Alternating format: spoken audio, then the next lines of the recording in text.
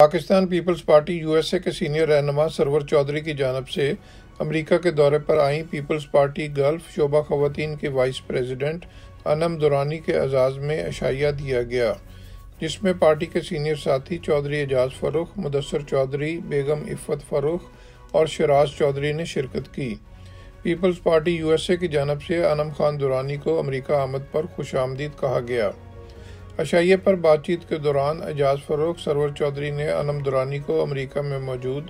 Party के senior व नज़रियाती साथियों और पीपल्स पार्टी यूएसए की खिदमात से आगाह किया,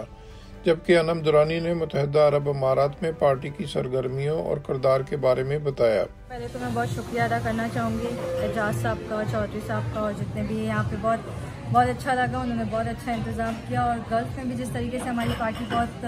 बहुत एक्टिव है, मैं चाहती हूँ यहाँ पे भी बहुत काम हो और यहाँ पे भी जो वुमेन विंग्स को बहुत प्रमोट करना चाहती हूँ। मैं चाहती हूँ यहाँ पे वुमेन विंग्स बने और हम सब मिलके यहाँ पे आगे बढ़े और भुट्टो साहब का जो उनका जो नज़रिया था उनको हम आगे लेके चलेंगे।